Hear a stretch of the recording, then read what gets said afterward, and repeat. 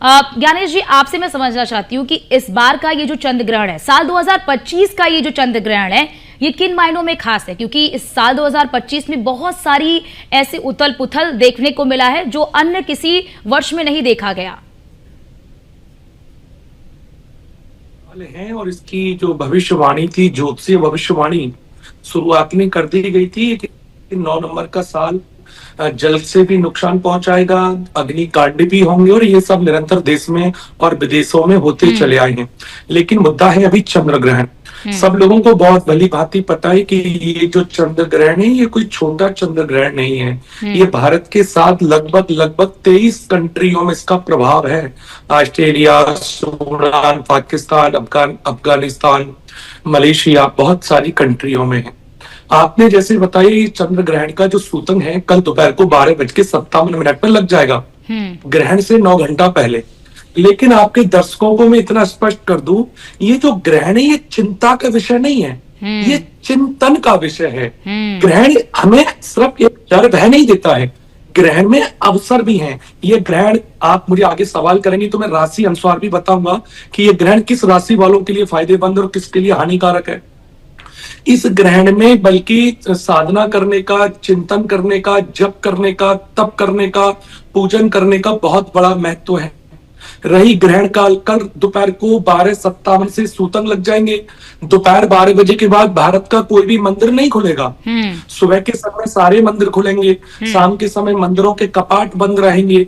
सूतक काल लेकर के रात को 9:57 पर ग्रहण शुरू हो जाएगा और 11:30 बजे के लगभग ग्रहण का मध्य काल होगा, यानी कि ग्रहण अपने पूरे प्रभाव पर होगा। और 1:27 तक ये ग्रहण रहेगा, लगभग 3 घंटा 24 मिनट का।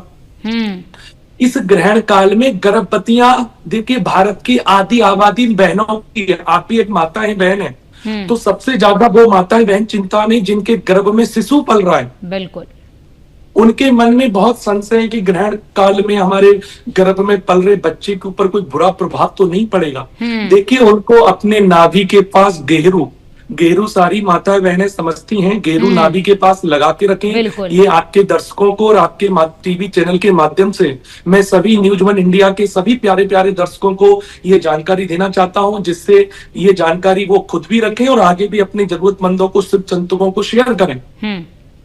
दूसरा, ग्रहण काल के समय गर्भवती बहनें दवा ले सकती हैं। बहुत बहनों के सवाल ज्ञानेश जी, आपने ये बता दिया कि चंद्र ग्रहण के समय जो गर्भवती महिलाएं हैं उन्हें किस तरह की सावधानी बरतनी है, क्या करना है, क्या नहीं करना, आपने गर्भवती महिलाओं को बता दिया। तो हमारे तमाम जो दर्शक हैं जिनमें अगर गर्भवती महिलाएं हैं वो भी आपको सुन रही हैं तो वो जरूर एहतियात बरतेंगी।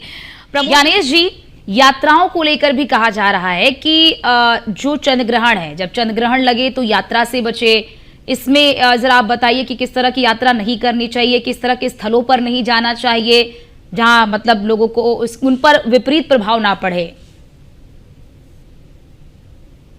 देखिए, इसमें खासतौर पर यात्राओं का विशेष संबंध इस चीज से है, जो लोग गर्भवती महिलाएं, कुछ लोग क्या करते हैं ग्रहण काल में, जिनको ज्ञान नहीं होता वो कई प्रकार के टोने टोटके भी करते हैं। तो ऐसे में चौराहों को लांघना, चौराहे पर जाना, या जो जल के किनारे गंदगी करना, या जल के किनारे पिकनिक मनाना। जैसे कुछ लोग ऐसे हैं कि इन दोनों गोवा के जो तट पर रहते हैं, रात को 9 बजे ग्रहण लग जाएगा, या कुछ मुंबई के समुद्र के किनारे रहते हैं, तो वो लोग क्या करते हैं 12 बजे तक उनके लिए दिन निकल रहा होता है। जो लोग बड़े बड़े शहरों में समुद्र के किनारे रहते तो वो उसके ओर पास पेशाब ना करें या जल को दूषित ना करें। जल के नजदीक की यात्रा करना, जल को दूषित करना बहुत बड़ा पाप है, क्योंकि इस समय जो ग्रहण लग रहा है वो चंद्र को ग्रहण लग रहा है। तो चंद्रमा के समय कोशिश करें कि चौराया ना लागे। कुछ लोग टोने टोटके करते हैं, तो इस प्रकार की यात्राओं का संयम होता है।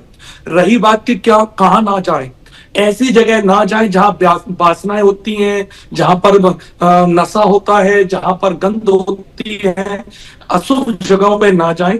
मंदिरों के कपाट बंद रहेंगे, लेकिन मन में मंदिर बसा करके आप चिंतन करें तो अंजना जी, मैं बड़ी जिम्मेदारी से, बहुत समझदारी से एक लाइन में कहूं तो ये हमें बहुत बड़ा अवसर है, खासतौर पे उन लोगों की जिनकी कुंडली में ऑलरेडी चंद्र ग्रहण है, या जिन लोगों के घर में माता की सेहत खराब रहती है, या जो लोग डिप्रेशन में दिन पे दिन जा रहे हैं, या जो लोग पूरी पूरी रात नहीं सोते हैं, घड़ी देखते देखते सुबह निकल जाती है, या जिन लोगों के बच्चे माँ का कहना नहीं मानते हैं, ऐसे लोगों के लिए ये बहुत बड़ा गोल्डन पीरियड है। अच्छा। अवसर है, मौका है।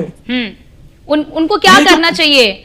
आप जिस तरह की आपने बताया ज्ञानेश जी कि जिन्हें सोने की समस्या है, जिन्हें दूसरों की बात ना सुनने की समस्या है, उनके लिए कैसे ये गोल्डन अपॉर्चुनिटी है? देखिए, इसमें 3 अवसर होते हैं, सिर्फ 3। पहला होता है जिस देव पर ग्रहण पड़ रहा है, तो चंद्र देव पर ग्रहण पड़ रहा है तो चंद्र की उपासना करें। चंद्र की उपासना करने के लिए ओम चंद्राय नमः या ओम श्राम श्रीम त्रौम सत चंद्रमशे नमः बीज मंत्र का जाप करें। दूसरा, चंद्रमा जो है भगवान शंकर के मस्तिष्क पर विराजमान है, तो आप कुछ नहीं कर सकते तो ओम नमः शिवाय पूरे भारत का बच्चा कर सकता है। मंत्र छोटा है लेकिन प्रभाव इसका बहुत तगड़ा है।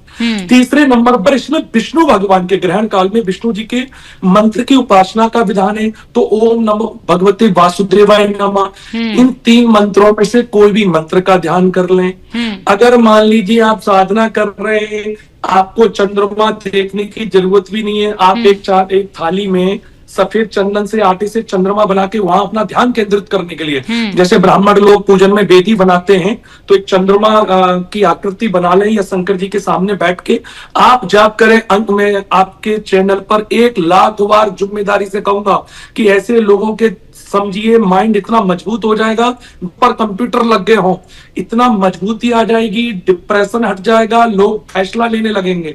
जो लोग फैसला नहीं ले पाते हैं जॉब बदलने का, घर बदलने का, तो उनको भी बल मिल जाएगा। बिल्कुल ज्ञानेश जी, सबसे बड़ी बात यहाँ पर यह भी कहा जा रहा है कि दुनिया के कई देशों में ये दिखेगा, तो दुनिया के तमाम देशों में जब ये दिखेगा तो किन देश पर ज्यादा प्रभाव पड़ेगा? और कई बार लोग होते हैं कि नग्न आंखों से चंद्र ग्रहण को देखते हैं, तो क्या लोगों को नग्न आंखों से चंद्र ग्रहण को देखना चाहिए? देखिए, नग्न आंखों से तो दिखाई भी नहीं देगा और देखना भी नहीं चाहिए, क्योंकि जो खगोलीय घटना होती है, ये जो ग्रहण क्या है, ग्रहण में नेगेटिव एनर्जी जो तरंगे हैं वो हमारी नेत्रों के लिए या गर्भ में पल रहे शिशुओं के लिए, महिलाओं की नाभि पर अगर उसकी किरणें पड़ती हैं तो वो भी ठीक नहीं है। यह आंखों पर ग्रहण का असर कई बार आंखों की रोशनी पर भी इफेक्ट डालता है, क्योंकि ग्रहण का मतलब ही नकारात्मकता ऊर्जा पृथ्वी के ऊपर गिरती है। तभी इस ग्रहण में कपाटों को बंद किया जाता है, खाने को ढक के रखा जाता है। मान लीजिए आपकी रसोई में दूध है, दही है, तो उसमें या तो तुलसी दल या कुसा रखना होता है, इसीलिए तो करना होता है कि वो खुली ऊर्जा के प्रभाव में ना आए। तो ऐसे में अपने भोजन की वस्तुओं को एक दिन पहले, 1 रात पहले, मतलब सूतन काल से पहले उसमें तुलसी का दल डाल दें, दूध है, दही है, आटा है, ऐसी चीजों में, या कुसा डाल दें। अगले दिन अपने घर में तमाम दर्शकों ने, ठीक है ज्ञानेश जी, तमाम दर्शक जो जिन्हें नहीं मालूम था क्या करना चाहिए क्या नहीं करना चाहिए, आप लोगों ने बताया, सभी को समझ में आ गया होगा कि कल क्या करना है, कल क्या नहीं करना। बहुत शुक्रिया प्रमोद जी आपका भी, ज्ञानेश जी आपका भी हमारे साथ जुड़ने के लिए और बहुत विस्तार से हमारे दर्शकों को ये बताने के लिए कि चंद्र ग्रहण के समय आपको किस तरह के एहतियात बरतने हैं, किसे फायदा होगा, किसे लाभ होगा, कहां कहां पर ये चंद्र ग्रहण दिखेगा।